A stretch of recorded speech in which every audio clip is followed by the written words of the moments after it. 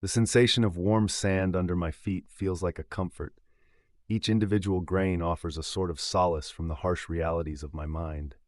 The ocean waves supply a delicate harmony as they break and crash, shifting the small precious earthly existences beneath the surface, the lives of the animals we seldom see or appreciate.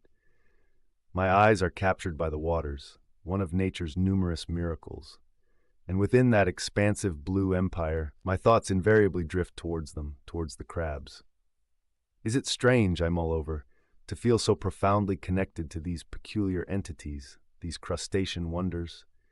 Even as I try to abstract my mind from the subject of crabs, I discover their presence in areas I least anticipate. They are the dwelling in the house of my dreams, the uninvited guest in my reality. I muse on their adaptation, their resilience, thriving in environments that others dread. They are hardy creatures, armored against the world.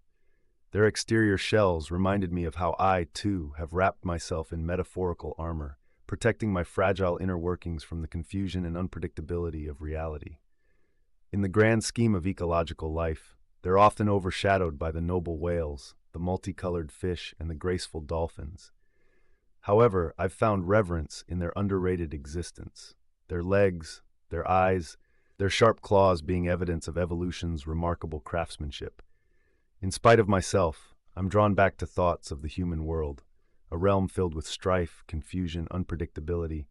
It frightens me, but the cacophony of the ocean gives me a sense of calm, almost like a symphony orchestrated for my sole comfort.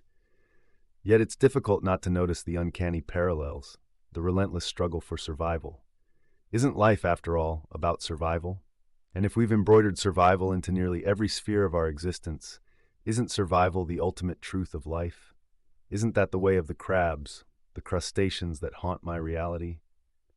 Suddenly, my mind is inundated with human politics, the concept of power, hierarchy, dominance. The strong eat the weak, reminiscent of creatures across the spectrum of life, humans and crabs alike. We all scuttle along the sands of time, trying to make the most of our transient presence, building sandcastles and kingdoms alike. A wave washes onto the shore, tickling my feet and fading away, momentarily disrupting my thoughts. But the retreat of the water exposes more of these little soldiers, crabs, each going about their day, oblivious to their human observer. Oh, to be a crab, oblivious to the world's problems, only concerned with the food it can gather and the home it can make in the fleeting damp sand. My thoughts revolve back to the realm of power. Power, the driving force behind so many bad decisions, countless wars, countless lives lost, just like the larger crabs who hold dominance over the smaller ones. Once again, my mind's wanderings tie back to them. Strangely, I also think of romance. Human relationships, so complex, so loaded with demands and obligations, misunderstandings and motives. Crabs mate too, of course, carriers of life like us, expanding their brood, oblivious to the existential crisis of a human spectator. Next, my thoughts wander to the prevalent darkness in the world. Suffering, pain, cruelty. They're everywhere, like the presence of predatorial crabs ever lurking in the sandy shadows. Amidst suffering, it's hard to consider happiness a universal purpose.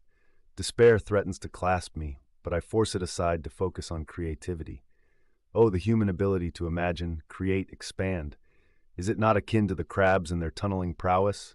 Aren't our human cities, with architecture reaching towards the heavens, just intricate sandcastles compared to the crab's humble dwelling? The sun is beginning to set now, and each wave that recedes seems to swallow a little more light.